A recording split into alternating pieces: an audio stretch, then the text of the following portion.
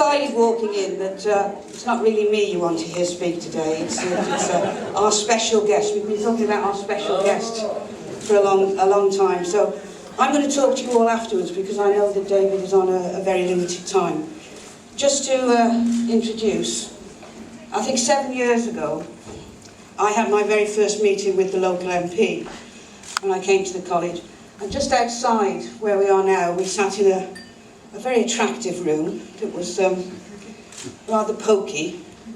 And he said, you need to develop this campus. It needs to be a lot different. And I said, well, if I do, will you come back and open it for me? And I said, and I promise I'll ask you, wherever you are, or whatever you've become. And he said, and I promise I will come and open it, wherever I am, and whatever I've become. I think we've both done pretty well over the past 5 years. So I'm going to hand over to David and ask him to just say a few words, because he knows this campus very well, and he's been a very strong friend of the campus. And the plaque, which we moved inside quickly this morning because it was raining, perhaps he'll do the honours for us. Well, thank you very much.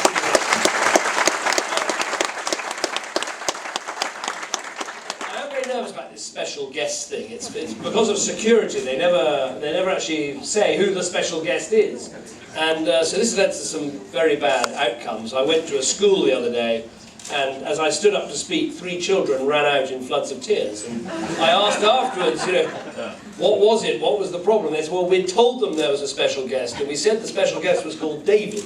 And when they found out it wasn't David Beckham, some of the children were very upset. But it's lovely to be here today. I spent most of yesterday flying in an aeroplane over parts of Afghanistan and Pakistan, and John Prescott once famously said, it's very good to be back on terracotta. And I know today exactly how he felt, and it's lovely to be back. Also, it's nice to be back in this cold, rainy climate after 45-degree heat. They let me fly one of the C-130s yesterday, briefly. This is not a career I'm going to take up. It is much more difficult than it looks, and there were moments when the Hindu Kush mountains seemed to be rising up in front of me. So it's a relief to be here. I'm very excited about today for lots of reasons.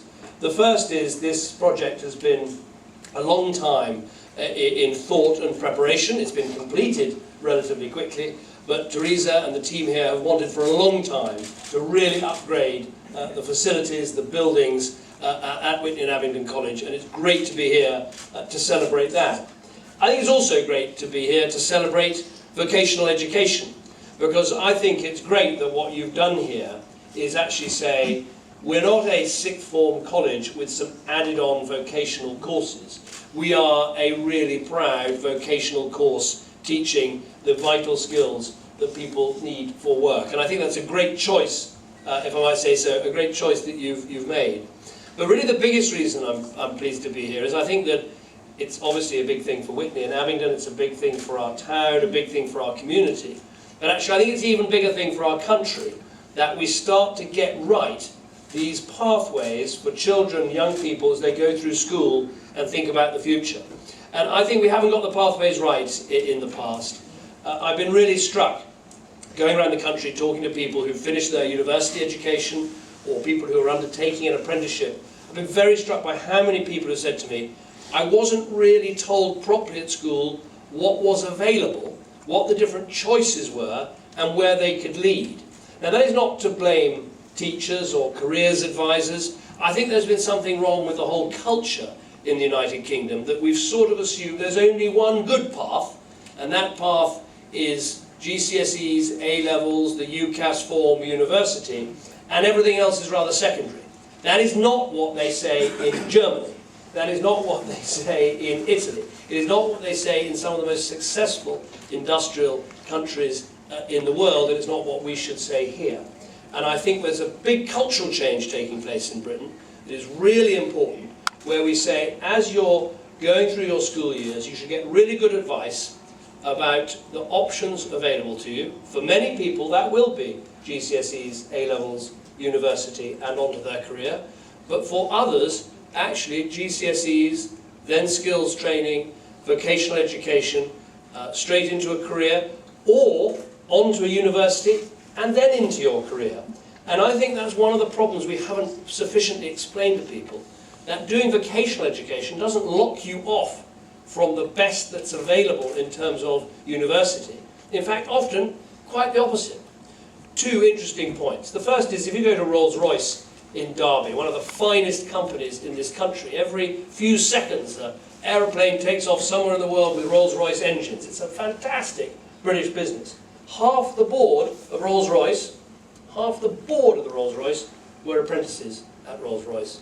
Don't try and tell me that they had some sort of second-class or lesser university education.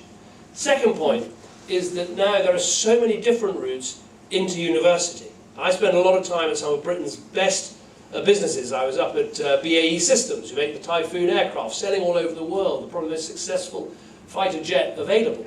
So many of the people you talk to have been to university, but after the vocational education, after the vocational course, after some time earning and learning, or rather learning and earning at the same time, and then on to university.